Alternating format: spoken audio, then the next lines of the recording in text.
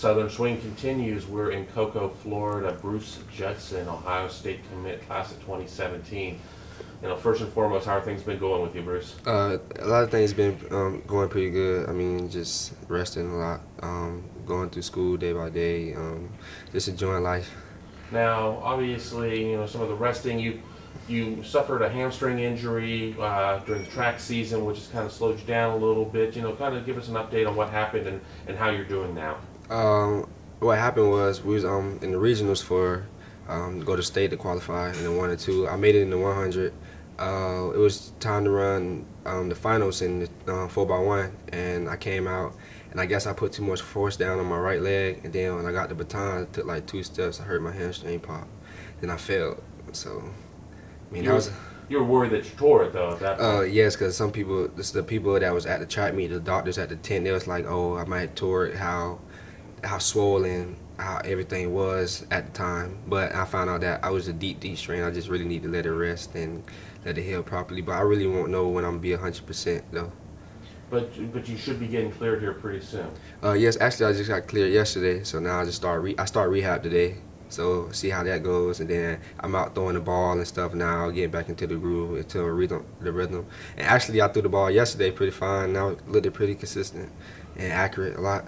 And for the people who don't remember, you're the quarterback here at Cocoa. So I mean, throwing the ball is kind of important. It's just not just something to do. I mean, it's what you do. Yeah, that's like my job here. This is like my college. I mean, I'm here for 4 years. I've been doing it for about to be 3 years now at the quarterback, running the offense and stuff like that. And I really learned a lot of information, a lot of key things when I came in from my 8th grade to my 9th grade to now. I mean, I'm way better, smarter QB now than I am a football player actually.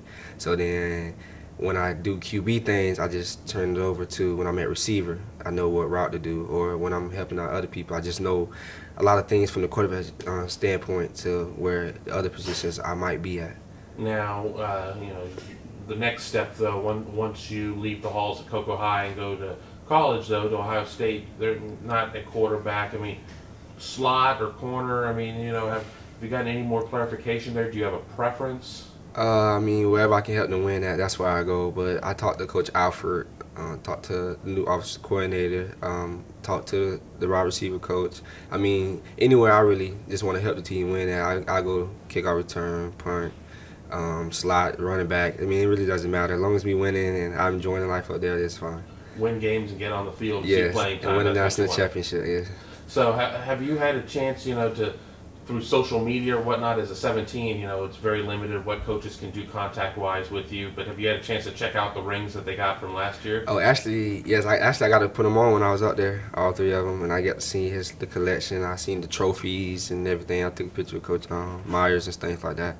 Now, you went up to Ohio for the spring game along with Sean Wade out of Trinity Christian, and what was your impression? I mean, a couple Florida guys going up there for the spring game, and 99,000 plus fans, and good weather and everything. I mean, what were your thoughts with that? I mean, when I first got there, I got off the plane, it was cold, so I was freaking out a little bit. I was like, wow, it might be cold up here.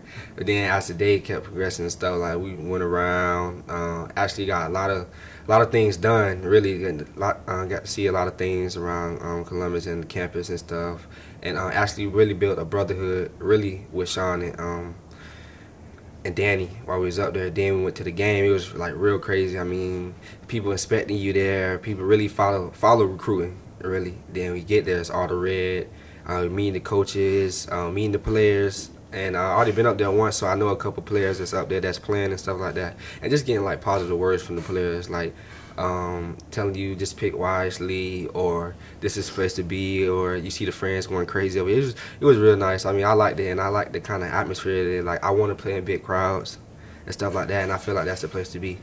Did you sign any autographs? Oh yeah, like after the game, it was like 100 of them. I mean, we sat out there for like hours, like an hour signing autographs, me, Danny, and Sean. I mean, it was pretty cool though, cause I mean, you really don't get that opportunity a lot. So when we was up there, I mean, it was real neat to really get the opportunity to do that. And then we was on the news when we was up there that morning, so it was real nice.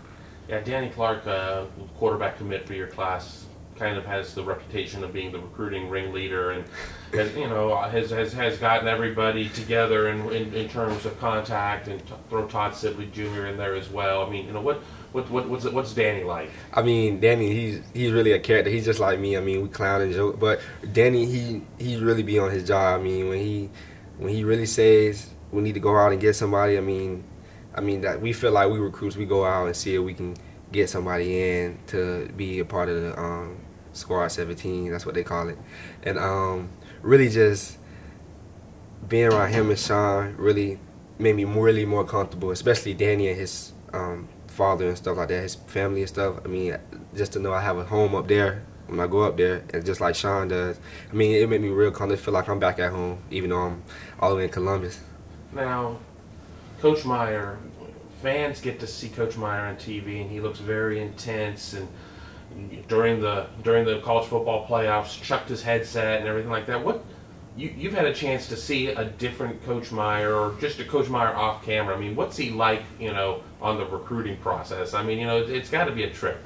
I mean, Coach Meyer, he's just a really busy guy. So the first thing he came up when we was up there, he was like, "I want you to call me every week and check up on, just to know who you are," because he have a lot of people he talks to, but he really want to get involved in the Florida guys like me and Sean and stuff like that, just to make sure. And then he was excited when he found out it was with Danny, because Danny be up there every other weekend.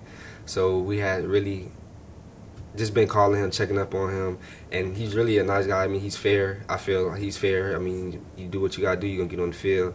And also he told me, if you come there, we will be in content to play for a national championship. So that's what I really like about him. And he's really like, he's not really not going to yell, mad person. He just to tell you what you need to do so you can go out there and do it in a very calm way, not to yell.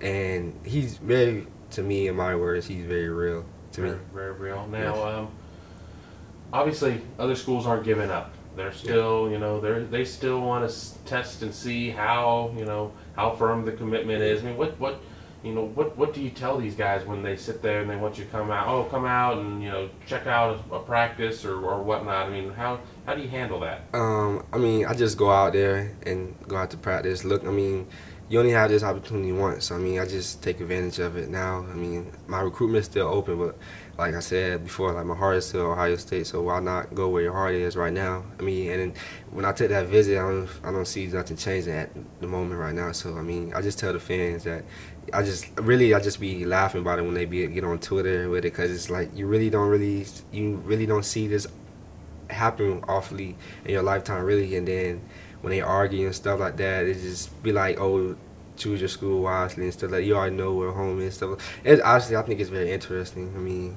just me for being that young, just to see fans really care for you that's up there or at other schools. I mean, you really don't see it as often, really. Like, you really don't. So I mean, I'll look around and do that. My heart's at Ohio State, but you're committed too. Yes. So I mean, it's kind of an interesting dynamic there. Yes. I mean, you can't really. There ain't no really ifs, ands, or buts about it. Really. I mean, that's really why I want to play at in the large crowd, and I really don't see no other college really almost being sold out every game or being packed over. How many people are supposed to be in there? Seeing that all red everywhere. I mean, that's where you need to be to produce in front of big time talent, and that's why I feel like that's where it's at. So, for all intents and purposes, you're committed. Yes, I'm committed. 100%. 100%. Yes. 100%. Quit bugging you on Twitter. Quit, no reason to hate. That's where you want to be. Yeah, I mean, yes. Like, if I get an offer, then I'm happy for the offer. I mean, I accept every offer I get. I mean, I want to look around different schools and everything like that just to see how it is, because I'm not really gonna get this chance again. So that's why I say my recruitment is still open, but I'm committed, and that's 100% to Ohio State.